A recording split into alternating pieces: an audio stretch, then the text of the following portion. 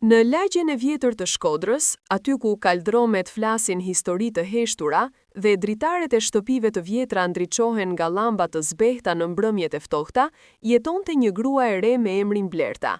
Ajo ishte në të 30-tat, e qetë, e butë dhe e fortë në mënyrën e saj të heshtur.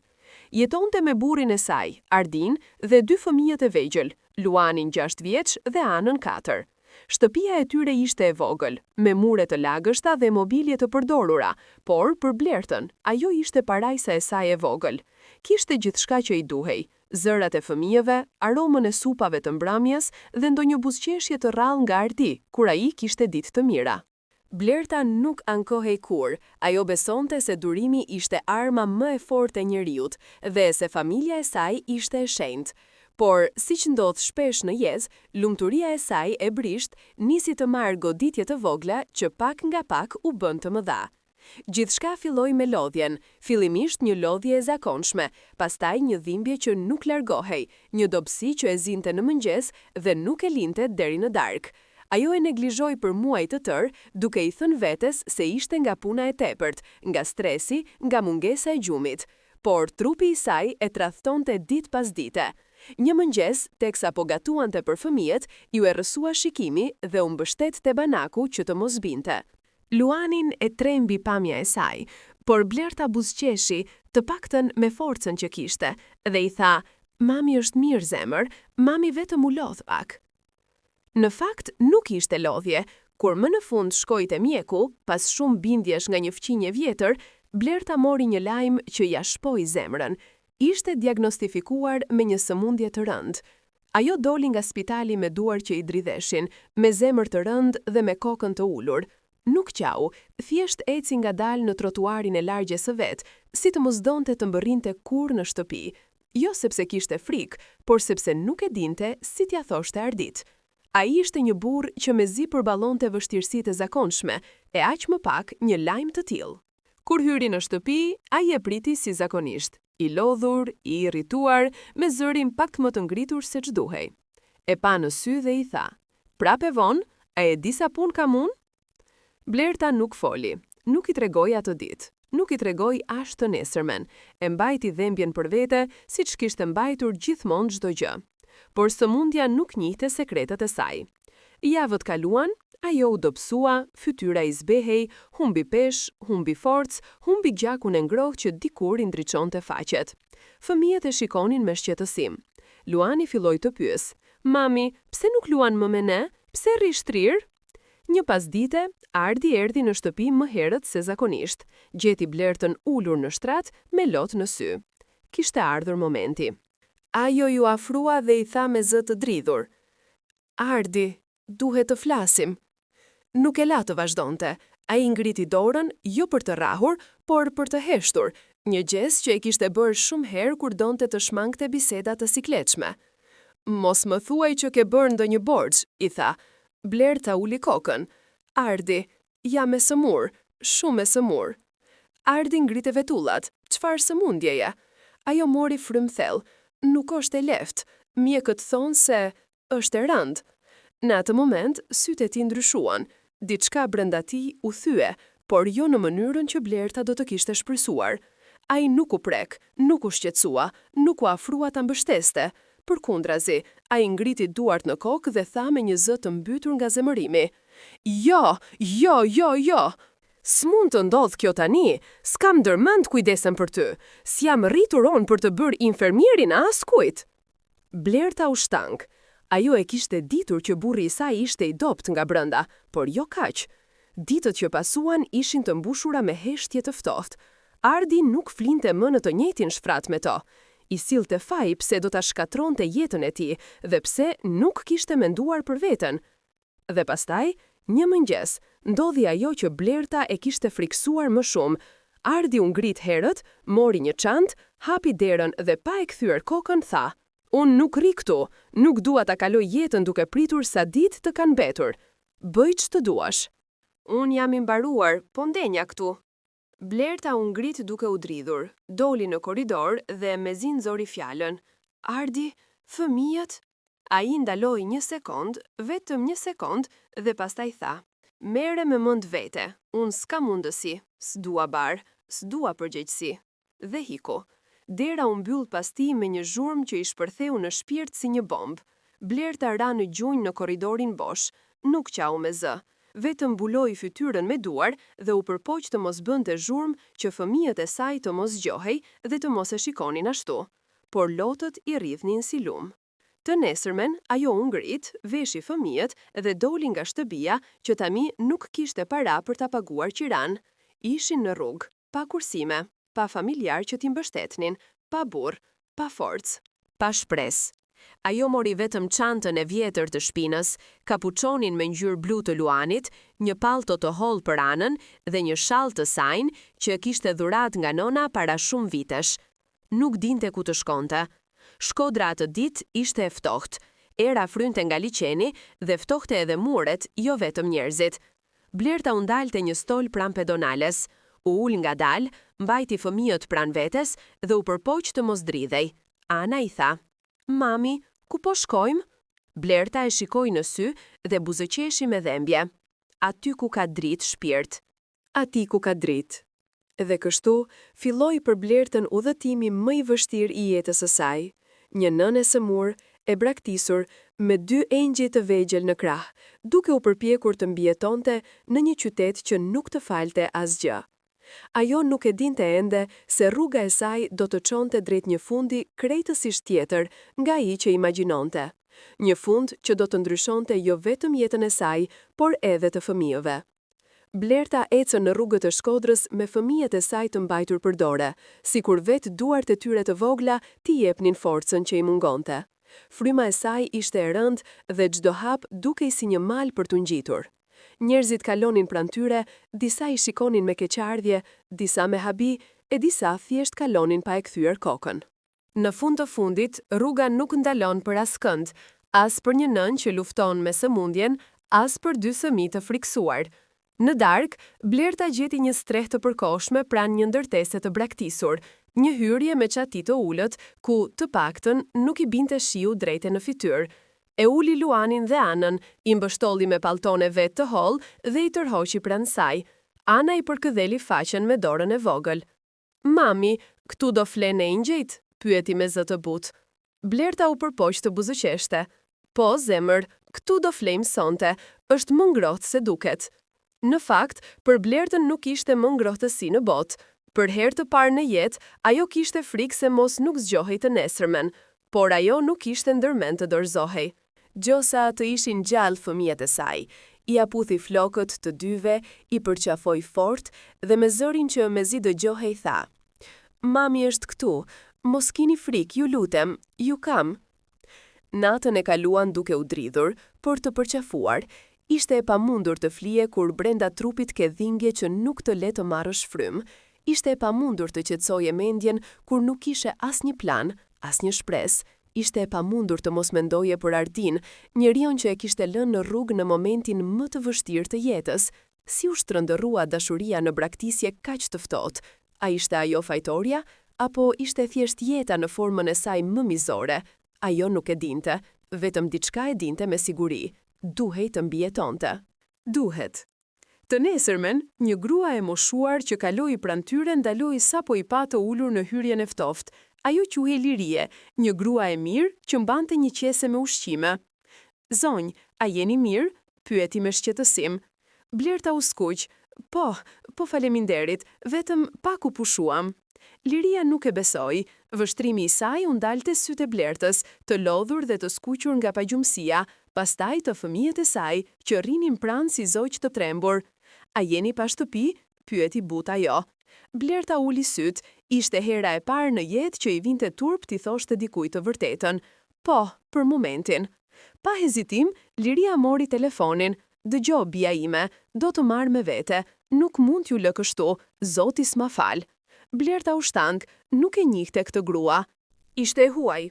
E mira e tepërt i dukej e rrezikshme, nga që gjithë jeta e saj deri në atë moment i kishte mësuar vetëm goditje. "Jo, nuk dua t'ju bezdis, ne do të gjejmë diçka." Liria buzëqeshi lehtë. "Ti nuk më bezdis mua, po më ndihmon Zoti të bëj një të mirë, hajde." Fëmijët shikuan nga Blerta, sikur të prisnin leje. Dhe Blerta, pas shumë hezitimesh, dha një tundje koke. Ecnin pas Lirijes, që i çoi në një apartament të vogël ku jetonte me pensionin e saj të ulët. Ajo i uli në tavolinë, u dha supë të ngrohtë, bukë dhe një batanie për të ngrohur. Blerta qau teksa i shikonte fëmijët duke ngrënë, jo nga dhembja, por nga falënderimi i heshtur që i mbushi zemrën. Gjatë darkës, Liria e pyeti se çfarë kishte ndodhur. Blerta e tregoi gjithçka, jo me detaje të rënda, por me mjaftueshmërinë e një nëne të thyer. Kur mbaroi, Liria i mori duart dhe i tha: "Bi, në këtë jetë nuk na lën vetëm njerëzit, na lë edhe fati, por Zoti nuk të lë. Ti ke 2 engjëj, sëmundja nuk të merr dashurinë e tyre, do të luftojmë bashk." Blerta e ndjeu se ajo fjalë bashk ishte dhurata që nuk e kishte marrë prej vitesh. Ditët që pasuan ishin më të qeta. Liria e çonte Blertën për kontrolla mjekësore, i jepte ushqim fëmijëve, i jepte shpresë dhe shtëpi. Ngadalë, Blerta filloi të marrë frym pak më lehtë, të buzëqeshe më shpesh, të shohë fëmijët duke luajtur pa frikë. Por jeta, si gjithmonë, nuk haronte të testojë sërish. Një ditë, teksa Blerta po shifte Luanin dhe Anën që vizatonin me laps, dera e apartamentit u trokit fort. Liria hapi derën e sapo pa njeriu në prag, u zbeh. Ishte Ardi.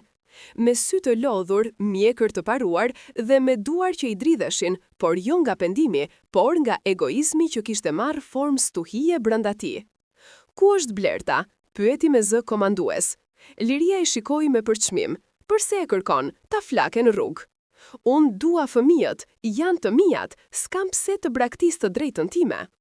Blerta doli nga dhoma e vogël, e drobitur dhe me trup që i digjej nga sëmundja.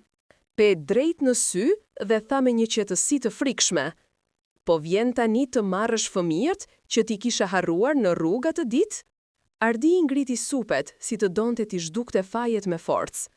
"Kam të drejtë ligjore, ti s'je në gjendje, ti je e sëmur." Ato fjalë i ran Blertës si gur mbi gjoks. Ajo mori frymë me vështirësi, por nuk u tërhoq. "Nuk t'i jap." Ardi u afrua 2 hapa drejt saj. "Mos më sfido, unë do t'i marr." Por para se të mund të thoshte diçka tjetër, u dëgjua zëri i Luanit. "Mami, mos qaj." Ai i doli përpara Blertës si një zog që mbron folen. Ana ju bashkua, duke kapur fustanin e saj. Ardi i pa, por nuk u tund. Zemra e tij ishte bërë nga guri.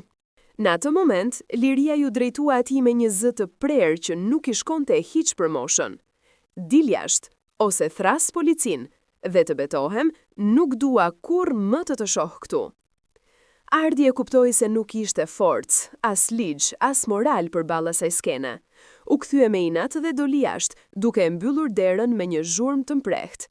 Blerta u ul në dysheme dhe më në fund shpërtheu në lot, por këtë herë nuk ishte vetëm. Fëmijët e përqafuan, ndërsa Liria i vendosi një shall mbi supe dhe i tha: "Nuk të merr askush ty prej fëmijëve të tu, e kuptove? Askush." Dhe ajo natë u bë premtimi i heshtur i një familjeje të re, një familje të krijuar jo nga gjaku, por nga dashuria. Blerta e kaloi atë natë duke parë tavanin e bardhë të apartamentit të vogël të Liries, nuk mund të flinte. Çdo herë që mbyllte syt, fytyra e Ardit i dilte para, e ftohtë, e thatë, si ajo ditë kur iku duke e lënë në rrugë. Në shpirtin e saj lindën 2 ndjesi që e copëtuan, frika dhe vendosmëria. Frika se ai mund të kthehej ndonjëherë me ligj, me kërcënim, me arrogancën e tij, por edhe vendosmëria se nuk do ta linte më askënd të ja prishte qetësinë fëmijëve. Në mëngjes, Liria e gjeti kuzhinë teksa përgatiste çaj për fëmijët me duar ende të dridhura. "Bie, s'duhet të lodhesh", i tha duke ja marrë filxhanët nga duart. Blerta buzëqeshi. "Nuk lodhem, Liri, kam nevojë të ndjej që bëj diçka." Liria vëzhgoi me sy të butë. E kuptonte që Blerta luftonte me sëmundjen, me frikën, me dhimbjen, me kujtimet, por ajo kishte brenda diçka të rrallë, forcën e një nëne që nuk di dorëzim. Ditët kaluan dhe Blerta nisi trajtimet e para. Ishin të lodhshme, të vështira, që ja merrnin energjinë e pakët që kishte. Shpesh kthehej në apartament dhe gjëja e parë që bënte ishte të ulej në dusheme e të merrte frymë thellë, si të donte t'i mbante gjallë minutat me forcë. Fëmijët vraponin te ajo sa po hynte në derë. Ana i zinte duart dhe i puthe gishtat. Luani i sillte vizatime, nënën e tij me krah të mëdhenj, si ëngjël. Jam bërë ëngjël, qeshte Blerta, ndonse syt i mbusheshin me lot. Po, sepse ti na mbron, thoshte Luani. E ato fjale mbani në jetë, më shumë se çdo ilaç. Liria ndërkohë bënte gjithçka që mundej, gatuante, pastronte, kujdesej për fëmijët, i çonte në park. Ishte bërë gjyshja që ata nuk e kishin pasur kurrë. Por jeta nuk harronte t'i përkujtonte Blertës se ajo nuk kishte asnjë kontroll. Një ditë, ndërsa ishte në spital për një seancë trajtimi, pa nga larg një burr të ulur në karrige që kishte të njëjtën moshë si ajo, fytyrë të zbardhur dhe sy të lodhur. Ai e shikoi për disa çaste dhe pastaj i tha: "Kam 3 vite që luftoj dhe jam ende këtu." Blerta e dëgjoi me vëmendje. Aty, në bisedën e tyre të shkurtër, ajo kuptoi diçka të rëndësishme.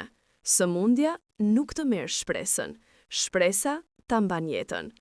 Kur u kthye në shtëpi atë ditë, Blerta u ul pranë dritares dhe për herë të parë pas shumë kohësh mori frym pa dridhje. Pamja e rrugës, zhurma e fëmijëve poshtë, rrezet e diellit që reflektonin mbi çatinë përballë, të gjitha i dukeshin si dhurata të vogla, që dikur nuk i kishte vënë re. Por paqja nuk zgjati shumë. Një pasdite, teksa Liria po bënte darkë, dera trokiti fort. Blerta u ngrit me zemrën që i rrihte fort. Kishte frikë të hapte. Por Liria mori frym thellë dhe doli në korridor. Prap ishte Ardi. Por jo ai Ardi i parë. Ky ishte më i lodhur, më i rrudhosur, më i humbur. Nuk kishte arogancën e dikurshme. Kishte një lloj frike të fshehur në sy, një pasiguri që se mbante dot. Dua t'i shoh fëmijët, tha. Zëri i tij nuk ishte urdhër këtë herë, ishte lutje. Blerta doli ngadalë. Kur sytë e saj u kryqëzuan me të tit, ai uli kokën, si një njeri që më në fund e kupton peshën e veprimeve të veta. Blerta, kam gabuar, u solla keq, e di, por dua t'i shoh fëmijët. Në ato moment, Luani dhe Ana dolën nga dhoma e vogël. Kur pan babain, Ana u fsheu pas Blertës. Luanit i ngrin syt. Ardi u ul në gjunjë para tyre. Babi ju do, tha me një zë që dridhej, por Luani nuk lëvizi. Ana e shtrëngoi më fort fustanin e Blertës. Ishte hera e parë që Blerta kuptoi diçka shumë të rëndësishme. Fëmijët e kishin parë gjithçka, e kishin ndjer gjithçka, dhe plagët brenda tyre nuk zhdukeshin me një ndjes. Ardi, tha ajo me qetësi, nuk je gati të jesh baba derisa të jesh gati të jesh njeri. Ai e pa drejt në sy dhe shpërtheu. Nuk e duroj dot fajin, s'po fle dot, se di ç'më gjeti atë ditë. U friksova, vrapova, po tani nuk po jetoj më. Blerta u prek për një moment. Ndoshta ai po thoshte të vërtetën, ndoshta po gënjente, ajo nuk e dinte, por e dinte këtë. Nëse do t'i shohish fëmbirët, duhet të ndryshosh, të tregosh me vepra, jo me fjalë, sepse ata nuk kanë nevojë për një erë që vjen dhe iken, duan një listë të fortë. Ardi nuk foli, vetëm uli kokën. Dhe iku më i heshtur se kur. Ditët që pasuan ishin më të qeta. Blerta vazhdoi trajtimin, fëmijët shkonin në çerdhe dhe në kopësht, Liria ishte krah saj, në çdo hap.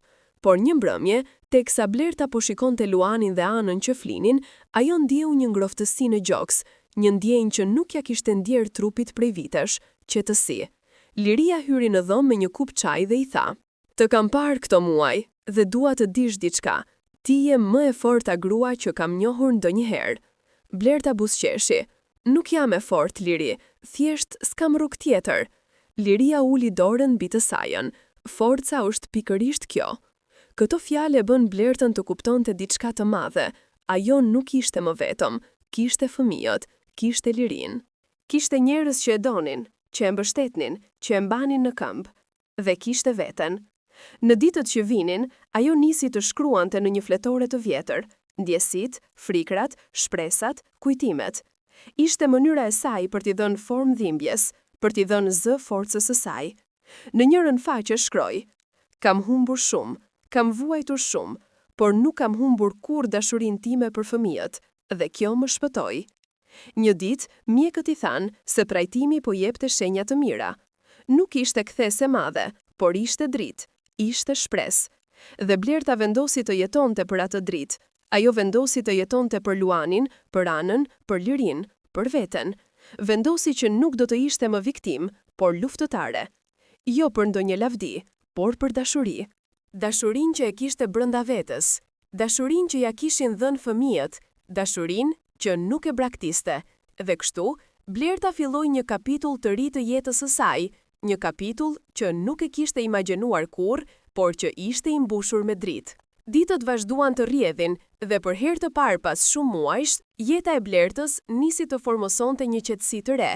Jo sepse sëmundja ishte zhdukur, jo sepse sfidat kishin mbaruar, por sepse ajo kishte krijuar rreth vetes një rreth dashurie që e mbronte si një mur i padukshëm. Liria u bë më shumë se mbështetje, u bë familja e saj. Çdo mëngjes ajo zgjoreshe para, ngrohte qumësht për fëmijët dhe i përcillte me përkëdeli në kopsht e qerdhe. Ndërsa Blerta bënte trajtimet e saj, Liria rinte në shtëpi, përgatiste drekën dhe bënte lutjet e heshtura që ditët e Blertës të bëheshin më të lehta. Një ditë të ftohtë dhjetori, Blerta po kthehej nga spitali. Hapa të ngadalshëm, por me një frymarrje më të qëndrueshme se muajt e parë. Ajo ndjeu erën e liçenit që përplasej butë me lagjen dhe një aromë lagështire që i kujtoi fëmijërinë. Në dorë mbante një letër që mjeku ja kishte dhënë, një lajm i mirë, një përparim i vogël, por i mjaftueshëm për t'i ndezur zemrën. Kur hyri në apartament, Ana vrapoi te ajo. "Mami, sot ka mësuar të bëj zemra me laps", tha e gëzuar. Luani i tregoi një vizatim të ri. Këtë herë të gjithë familjes e tyre, përfshirë edhe Lirin, të cilën e kishte vizatuar me krah të mëdhenj, si engjëllin mbrojtës. Blerta qeshte duke u përpjekur të mos shpërthente në lot. Dhe pastaj, teksa po i shikonte fëmijët duke luajtur, Liria vuri re se ajo ende mbante letrën në dorë. "Çfarë është ajo, bija ime?" e pyeti me butësi. Blerta ul në divanin e vogël dhe hapi zarfin ngadalë. Mjekët thonë se trajtimi po jep efekt, se sëmundja po ngadalësohet. Zëri i saj dridhej, por jo nga frika, nga gëzimi. Liria ju afrua, e përqafoi dhe e mbajti në krah për disa qaste, derisa lotët e të dyjave u bashkuan në heshtje. Ishte hera e parë që Liria e shihte Blertën me një shpresë të sinqertë në sytë e saj. "Do t'ja dalësh, bie", po shpëriti ajo. "Një ditë do t'i shohësh fëmijët të rriten, do të shohësh dritën që e meriton." Ato fjalë u bën si një vul në zemër të Blertës. Por, ndërsa jeta e saj shkonte drejt një shprese të re, në anën tjetër të qytetit, Ardi po kalonte darka të ftohta e të vështira. Ai kishte humbur punën, kishte borxhe dhe mbi të gjitha kishte një faj që nuk e linte të flinte. Njerëzit e lagjes e shikonin me përçmim, miqt i ishin larguar dhe më e rëndë se gjithçka, fëmijët e tij nuk donin t'i flisnin. Her pas here, ai blinte lodra të vogla dhe i linte te dera e Liries. Nuk trokiste. Thjesht i linte aty dhe e largohej me shpresën naive se fëmijët do e pranonin si shenjë pendimi. Dhe fëmijët i merrnin lodrat, por nuk flisnin për të. Ishte një heshtje e tristuar dhe e rëndë. Një mbrëmje, kur fëmijët kishin fjetur, Liria i tha Blertës: "Ndoshta duhet i japësh një shans të dytë, jo për vete, për fëmijët."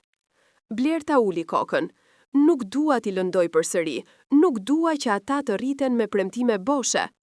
"Zgjedhja është e jotja", tha Liria, "por fëmijët duhet ta dinë se babai i tyre po përpiqet, edhe nëse e ka nisur gabim." Blerta nuk foli asgjë atë natë.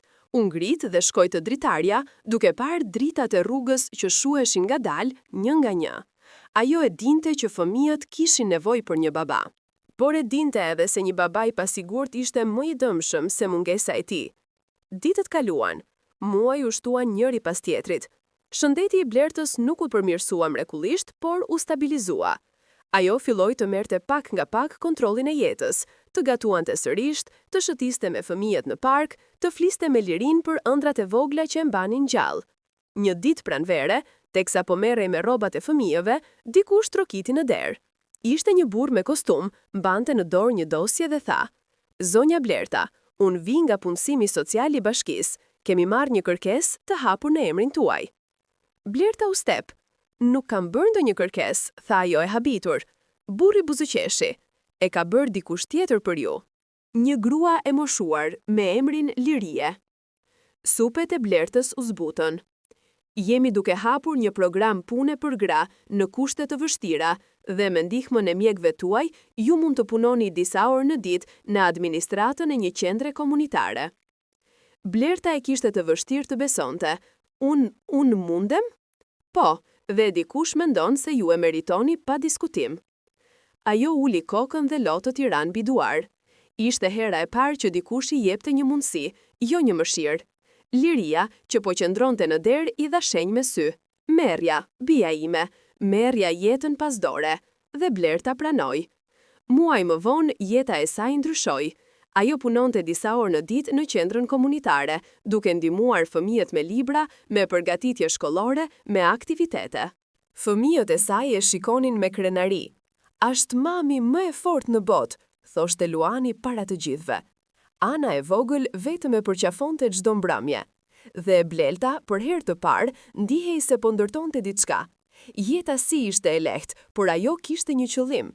Ardi ndërkohë vazhdonte të shfaqej rrallë, me shenja pendimi, me lodra, me letra që i linte te dera. Ai kërkonte falje çdo herë, por në heshtje. Dhe Blerta, ndonse nuk e falte si më parë, nuk e urrehej. Ishte pjesë e së shkuarës. Fëmijët e shikonin me kujdes. Luani ishte më i ftohtë, Ana më e butë. E gjitha do të duhej kohë.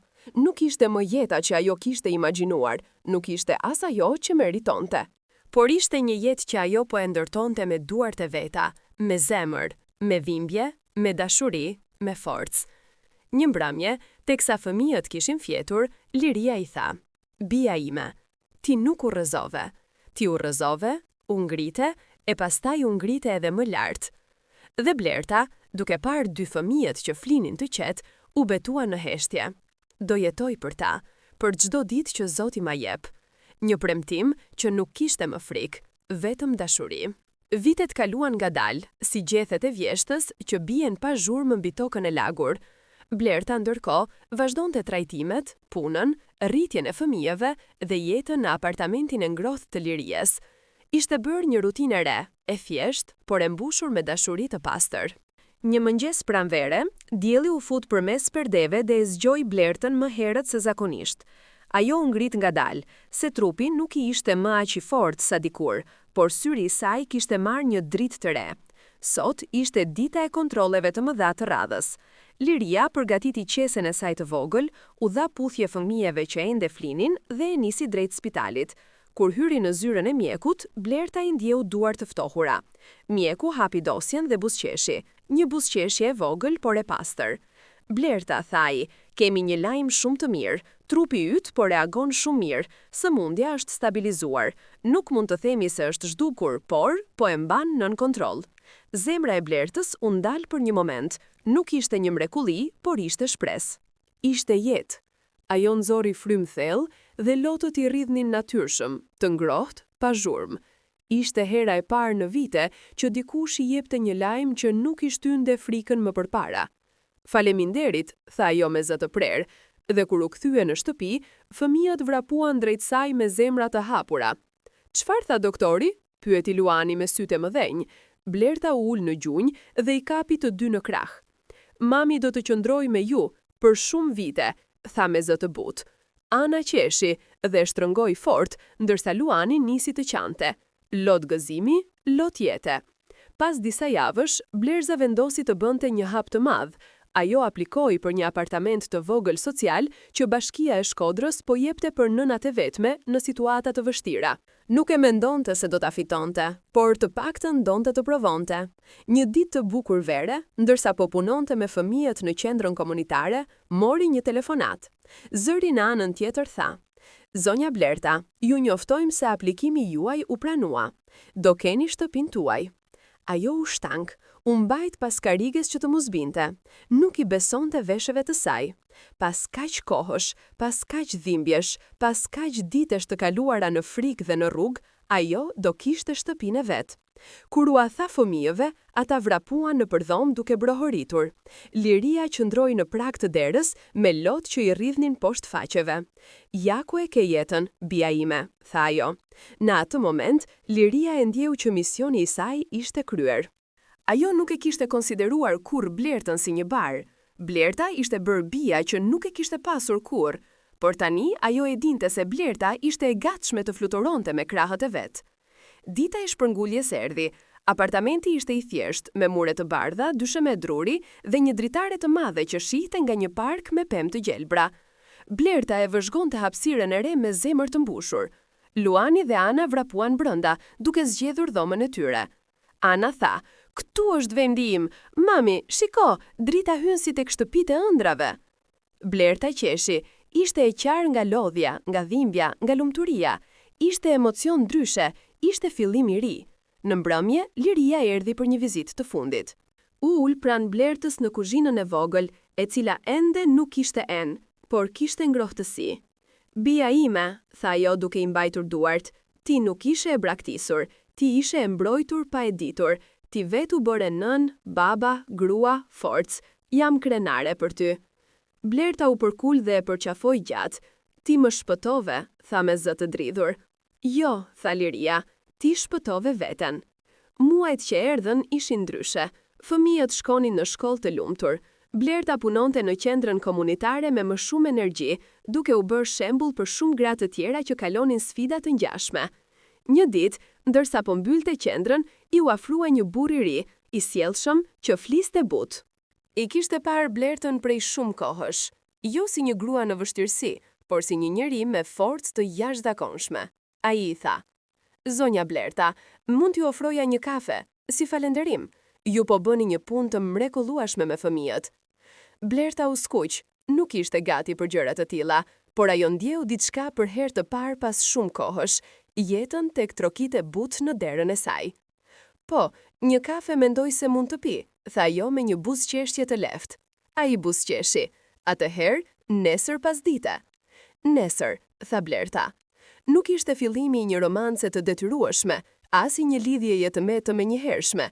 Ishte thjesht një hap i vogël, një hap drejt jetës, drejt dritës, drejt të ardhmes, një hap që ajo e meritonte. Ndërsa fëmijët flinin në dhomën e tyre dhe rrësira e qetë mbulonte qytetin, Blerta doli te dritarja e madhe e apartamentit të saj të ri. Era e natës erdhi e butë, pa zhurmë. Ajo vështroi dritat e shtëpive të tjera dhe pastaj shikoi qiellin. Yjet i dukeshin më të afërt se kurrë.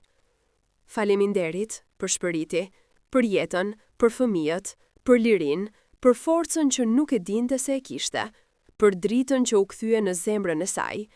Dhe kështu, historia e Blertës nuk mbaroi, ajo sapo filloi, jo si viktim, jo si grua e braktisur, por si nën, si luftëtare, si grua që mbjetoi, si grua që gjeti shtëpi, dhe mbi të gjitha, gjeti veten.